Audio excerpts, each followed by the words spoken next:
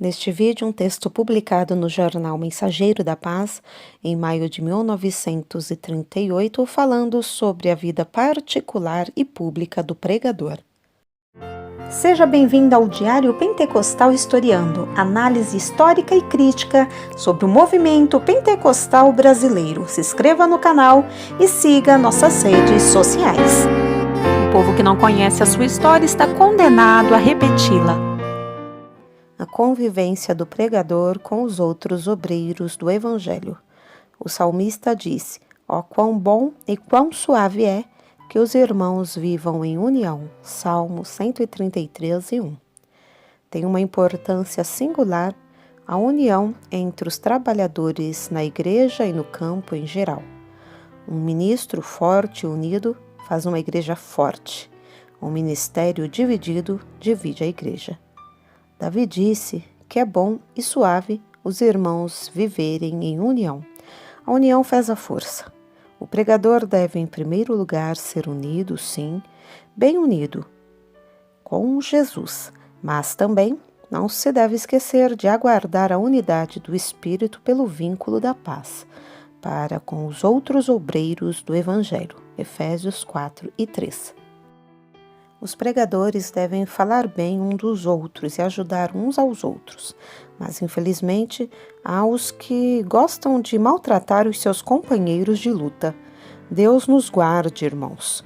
Vamos nos lembrar de que precisamos um dos outros, e o que um não faz, fala o outro, pois os dons que temos recebidos não são iguais. Jesus nos deu um bom exemplo, separando os seus discípulos, instruindo-os e admoestando-os. Quando os 12 voltaram a Jesus depois de uma viagem missionária, ao se referirem a tudo o que tinham feito e pregado, disse o Mestre: vinde-vos aqui à parte, a um lugar deserto, e repousai um pouco. Marcos 6:31. Jesus chamou os seus discípulos à parte. Teve uma convenção com eles para que as suas vidas espirituais melhorassem. Por que estamos reunidos aqui em convenção em Belo Horizonte? Para aprendermos um dos outros e aprendermos de Jesus. Se assim estamos, a nossa vida há de melhorar consideravelmente durante esses dias. Há obreiros do Evangelho que não gostam das convenções, porque têm muito medo de pedra de amolar. Mas esses tais pregadores ficam sempre com arestas na sua vida, pois não querem ser preparados. Há outros que não vêm no meio da convenção e voltam, antes que a mesma finde, e por isso não podem receber a bênção que Deus tem para dar, uma bênção integral em cada convenção, uma bênção ligada a outra, uma verdade afirmando outra, desde o princípio até o fim. Portanto, aquele que vem no meio e vai antes de findar não pode receber uma bênção completa. Despertar, irmãos, neste ponto, e vinde às convenções para aprenderdes a conviver com os outros irmãos do campo. Paulo disse a Timóteo: procura vir antes do inverno. 2 Timóteo 4:21. Ele não disse: aqui é o meu campo, aqui não podes pisar, Timóteo. Não. Paulo esperava o seu irmão antes do inverno, graças a Deus.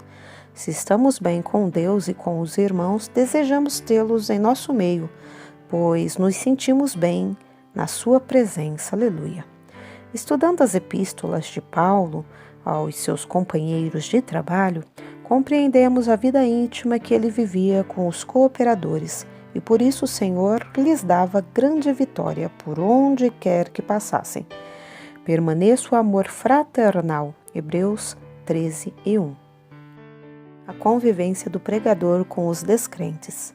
O pregador tende a apresentar uma vida irrepreensível. Pedro disse: tendo o vosso viver honesto entre os gentios, para que naquilo em que falam mal de vós, como de malfeitores, glorifiquem a Deus no dia da visitação pelas obras que em vós observem. 1 de Pedro 2:12. O que pregamos no púlpito temos de praticar em nossa vida perante o mundo. A frase que muitos padres usam para cobrir a sua vida irregular. Façam como eu digo, mas não como eu faço, não deve ser proferida pelos verdadeiros cristãos. É melhor dizer-se: façam como eu digo e façam também como eu faço. Jesus e os apóstolos praticaram a sua pregação e por isso não havia contradição nas suas vidas e nas suas pregações. O pregador deve cuidar bem da sua vida ministerial, não sendo avarento, mas também não deve estar devendo aos incrédulos e nem mesmo aos crentes. Paulo disse que devemos dever somente o amor. Romanos 13:8.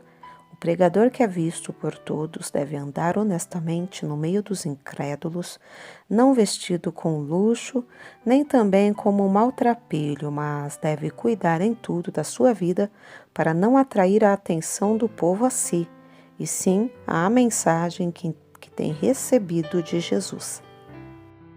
O mensageiro do Senhor deve também lembrar-se de testificar particularmente para os descrentes e não pensar que é só no púlpito que se deve pregar a palavra de Deus.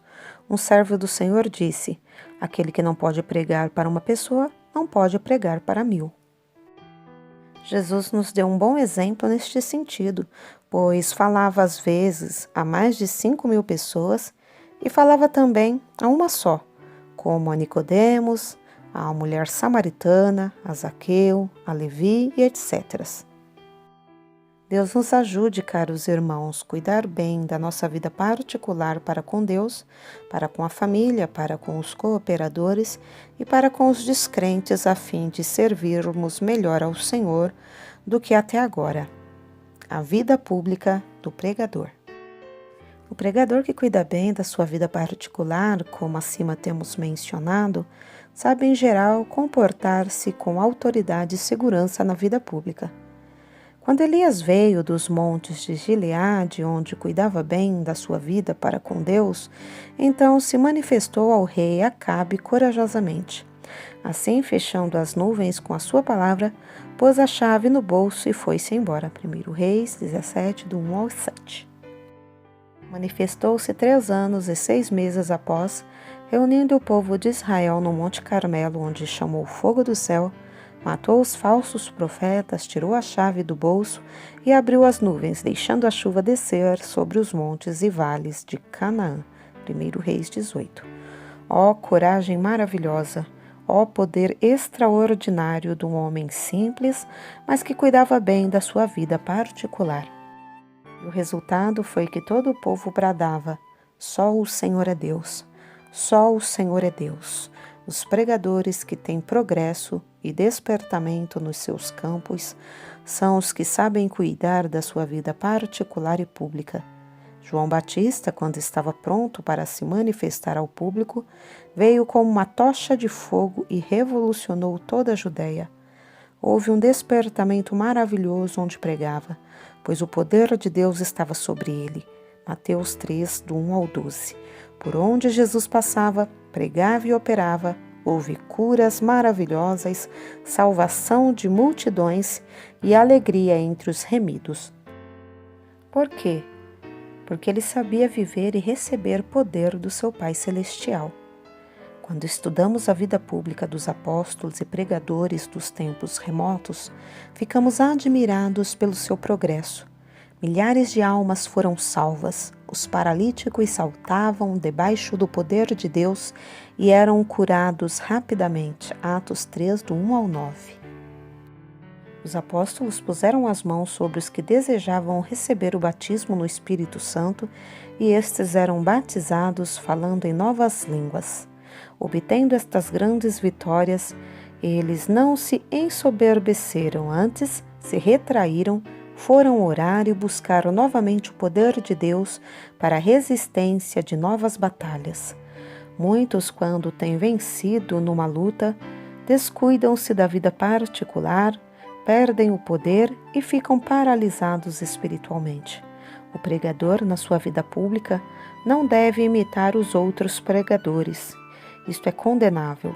Quando os pregadores que passam 4 anos no seminário vêm a público, apresentam os mesmos modos dos professores de outros quaisquer ginásios. Entretanto, os pregadores que são formados na escola de Deus são diferentes e comparáveis às flores de um jardim onde foram cultivadas plantas especiais e de diferentes matizes e aromas. Deus nos ajude para que possamos usar também os dons naturais para a glória do Pai Celestial e salvação de muitas almas.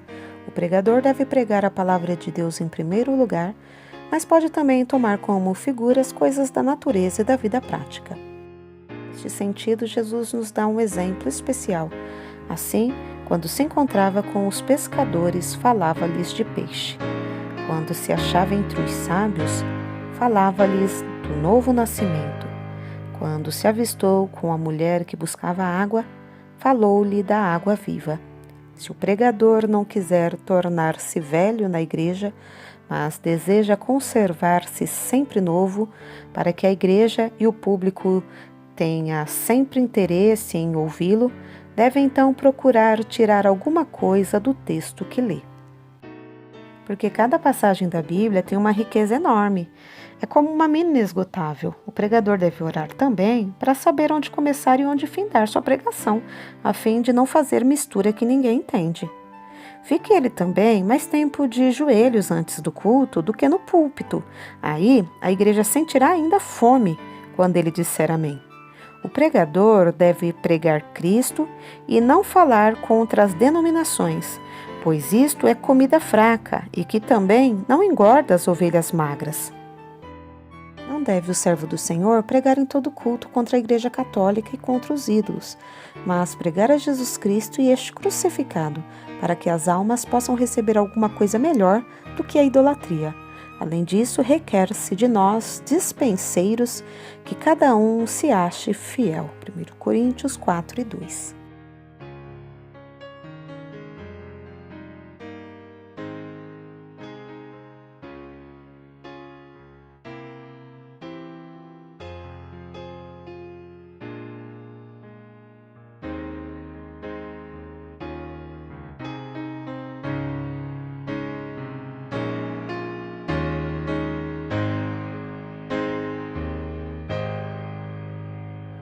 Porque nada podemos contra a verdade, senão pela verdade. Segunda carta aos Coríntios 13:8.